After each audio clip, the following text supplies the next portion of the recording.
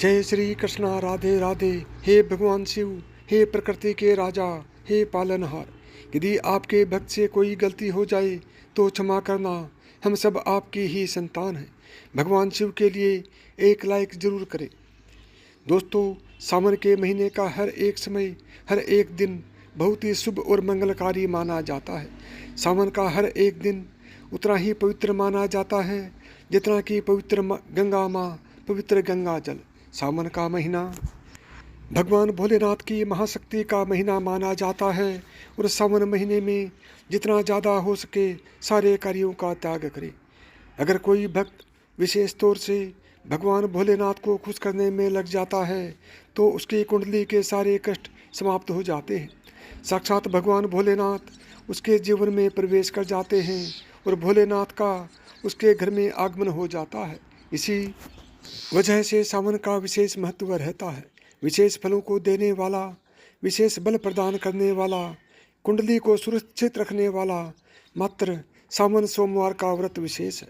यहाँ तक कि सोमवार का व्रत रखकर, सावन सोमवार का व्रत करके मात्र कुछ ही पलों में, कुछ ही दिनों में हम कर्ज से बच जाते हैं।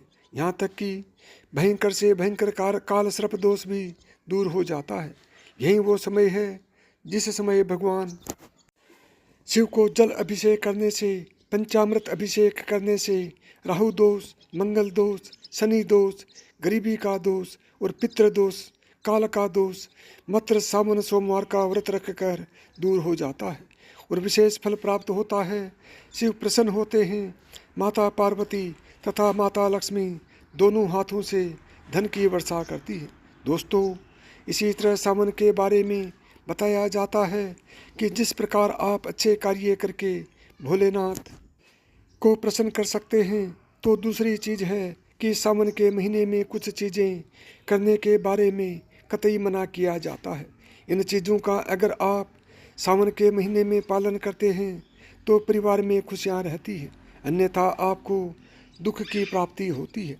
दोस्तों, आज हम आपको बताने वाले हैं कि कितना भी ज़रूरी क्यों ना हो जाए, चाहे मौत ही क्यों न आ जाए, कोई आपसे इन चीज़ों को उधार मांगे तो सावन के महीने में भूल कर भी ये 4 चीज़ें किसी को भी ना दे, अन्यथा आपके परिवार में कंगाली देखने को मिल सकती है। महादेव भोले भंडारी कालों के भी काल आपके घर का त्याग हमेशा के लिए कर सकते हैं। दोस्तों, आगे बढ़ने से पहले अगर आप भगवान शिव से प्यार करते हैं तो सच्चे दिल से कमेंट बॉक्स में लिखें ओम नमः शिवाय। दोस्तों, आज के समय में उधार देना या लेना हर व्यक्ति के जीवन में ज़रूरी सा हो जाता है। कोई किसी को उधार देता है तो इस बात के लिए कि उन्हें उनके जीवन में अच्छी चीज़ें वापस प्राप्त हो सके, तो इसकी वजह से वो उधार देते हैं। तो कुछ व्यक्ति सामाजिक सरोकार निभाने के लिए उधार देते हैं। लेकिन दोस्तों, क्या आप जानते हैं सावन के महीने में अगर आप ऐसा करते हैं तो आपके जीवन में कंगाली विद्यमान हो जाती है, घर में क्लेश बढ़ जाते हैं। कम से कम सावन के महीने में तो ऐसा न करें। दोस्तों, बात करते हैं सबसे पहली चीज़ की। सावन के महीने में सबसे पहली चीज़ तो यह है कि भोलेनाथ से जुड़ी किसी भी प्रकार की कोई चीज़ आप किसी भी व्यक्ति को उधार न दें। जैसे कि भोलेनाथ से जुड़ा किसी भी प्रकार का फल, भोलेनाथ से जुड़ा किसी भी प्रकार का वस्त्र और भोलेनाथ से जुड़ी पूजा की सामग्री आप भूलकर भी किसी को भी उधार या दान के तौर पर भी न दें, क्योंकि माना जाता है कि अगर आप इस प्रकार की सामग्री दूसरे व्यक्ति को देते हैं तो आपके घर से भोलेनाथ दूसरों के घर चले जाते हैं और आपको वो नहीं प्राप्त हो पाता है जो भोलेनाथ आपके लिए करने वाले थे। तो सबसे पहले आपको इस बात का ध्यान जरूर रखना चाहिए। दोस्तों, इसी तरह सावन का महीना धन प्राप्ति का महीना भी माना जाता है। भोलेनाथ साक्षात आपके घर के अंदर आगमन करने के लिए आते हैं, तो इस बात का आपको ध्यान जरूर रखना चाहिए कि सावन के महीने में भूलकर भी कोई व्यक्ति आपसे धन उधार मांगने के लिए आता है, थोड़ा बहुत पैसा लेने के लिए आता है, तो आपको उसे उधार पैसा नहीं देना चाहिए और सावन में आपको किसी अन्य व्यक्ति से उधार भी नहीं लेना चाहिए। ऐसी मान्यता है कि सावन के महीने में आप उधार देते हैं या लेते हैं तो वह धन कभी भी लौट कर नहीं आता, बल्कि इस समय दान देने वाला और लेने वाला दोनों कर्ज में डूब जाता है। दोस्तों, सावन का महीना भगवान भोलेनाथ को दूध अभिषेक करने का, भगवान भोलेनाथ को दही अभिषेक करने का महीना माना जाता है और भगवान को सफ़ेद चीज़ें चढ़ाई जाती हैं। दोस्तों, इस बात का ध्यान रखें, सावन के महीने में अगर भोलेनाथ को चढ़ाने के अलावा कोई व्यक्ति सुबह सुबह के समय आपसे दूध, दही, छाछ या फिर संध्या काल के समय में उधार मांगने के लिए या ऐसे ही मांगने के लिए आ जाता है तो आपको भूलकर भी किसी अन्य व्यक्ति को नहीं देना चाहिए। अगर आप भोलेनाथ को चढ़ाने के अलावा ऐसा कार्य करते हैं तो मान लीजिए आपके घर की लक्ष्मी दूसरों के घर चली जाती है और साक्षात भोलेनाथ के क्रोध का भी आपको सामना करना पड़ेगा। दोस्तों, अगर आप किसी व्यक्ति को गिफ्ट देना चाहते हैं या फिर गिफ्ट के तौर पर कुछ चीज़ें देना चाहते हैं तो सावन के महीने में भूलकर भी आपको किसी को भी अपनी पहनने वाली घड़ी या फिर बाज़ार से नई घड़ी खरीद कर आपको नहीं देनी चाहिए, क्योंकि हर व्यक्ति के साथ उसका समय अच्छा या बुरा चलता रहता है। आपको घड़ी किसी से लेने भी नहीं चाहिए।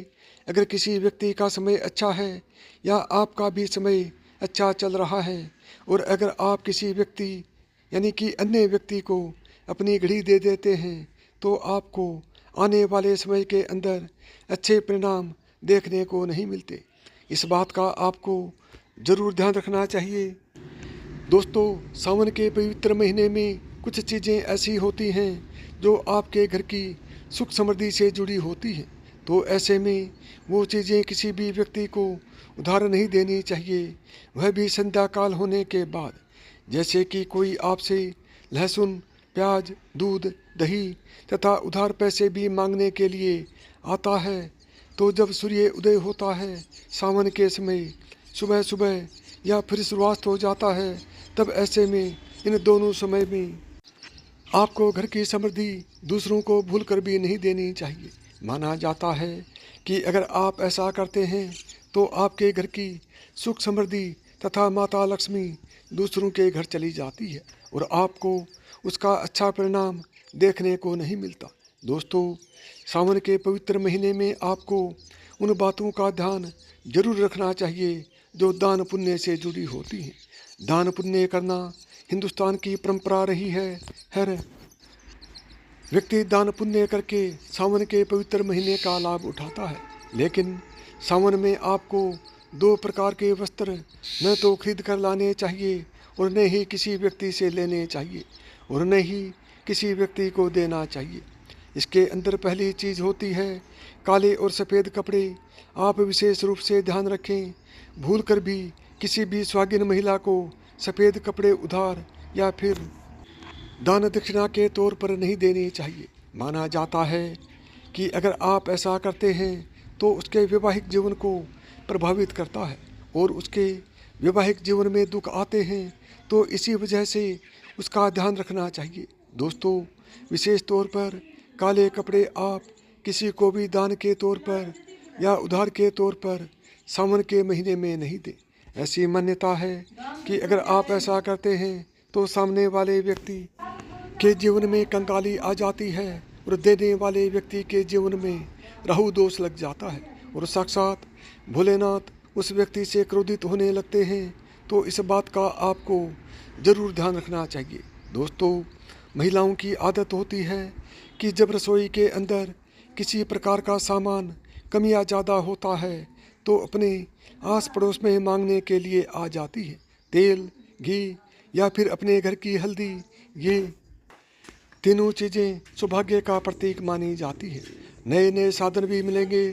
साथ ही साथ जो लोग नौकरी करते हैं उन्हें नौकरी में पदोन्नति के साथ साथ वेतन वृद्धि के भी पूरे योग बन रहे हैं, जिससे आपका जीवन बदल जाएगा और आपकी आर्थिक स्थिति मजबूत होगी। साथ ही साथ आपके घर परिवार में खुशियों का माहौल रहेगा। जो लोग संतान प्राप्ति के इच्छुक हैं उन्हें संतान प्राप्ति का सुख मिलेगा, जिससे घर परिवार में खुशियां ही खुशियां आएंगी। यहाँ तक कि आने वाले समय में आपको अपनी मेहनत का फल जरूर मिलेगा। यानी अगर हम सीधे शब्दों में कहें तो सिंह राशि वालों की किस्मत खुलने वाली है 2024 से लेकर 2030 तक। नंबर 3, कर्क राशि। कर्क राशि के जातकों की बात करें तो आने वाला 2024 से 2030 तक इस राशि के जातकों के लिए बहुत ही भाग्यशाली रहने वाला है। इनमें से जो लोग नौकरी करते हैं उनकी तरक्की होने के खूब योग बन रहे हैं। इसके अलावा नए व्यापार के लिए भी यह समय काफ़ी शुभ रहेगा। इस दौरान आपको उपहार या किसी खास और महंगी चीज़ को भी दान के तौर पर या फिर पहने हुए कपड़े किसी को भी ऐसे ही नहीं देने चाहिए। यह माना जाता है कि अगर आप अपने पहने हुए कपड़े किसी अन्य व्यक्ति को देते हैं तो याद रखिए आपके पहने हुए कपड़ों के साथ आपकी समृद्धि जुड़ी हुई होती है।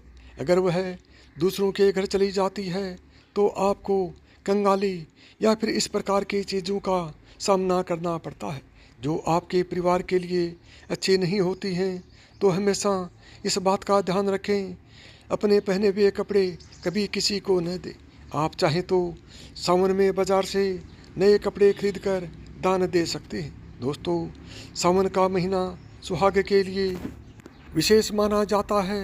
तो किसी भी सुहागिन महिला की माता लक्ष्मी से जुड़ी चीज़ें आती हैं जो सुख समृद्धि को बढ़ाती हैं और यही चीज़ें माँ लक्ष्मी को आमंत्रित करती हैं, यानी कि आमंत्रित करने का कार्य करती हैं। तो ऐसी चीज़ों से जुड़ी हुई कोई भी वस्तु आपको किसी भी महिला को नहीं देनी चाहिए।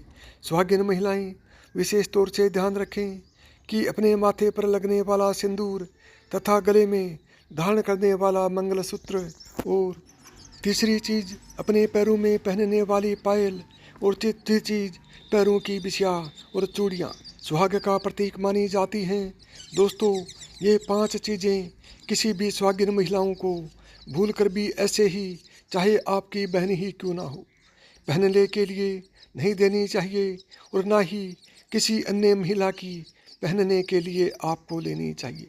इस बात का ध्यान रखें तो निश्चित तौर पर आपको इसका प्रभाव देखने को मिल जाएगा और देखते ही देखते भोलेनाथ की विशेष कृपा भी आपको देखने को मिल जाएगी। दोस्तों, जो व्यक्ति सावन के महीने में रोज़ इस्तेमाल में आने वाले नमक को दान करता है तो उसकी किस्मत चमक जाती है।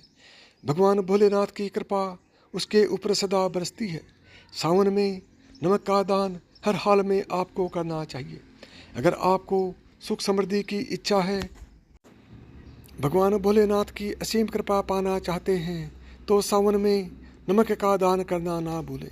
नमक का दान करने से पहले उसमें दक्षिणा अवश्य डालें तथा थोड़े चावल का भी दान करें। नमक का दान सर्वश्रेष्ठ माना जाता है। आप रातों रात अपना भाग्य बदल सकते हैं।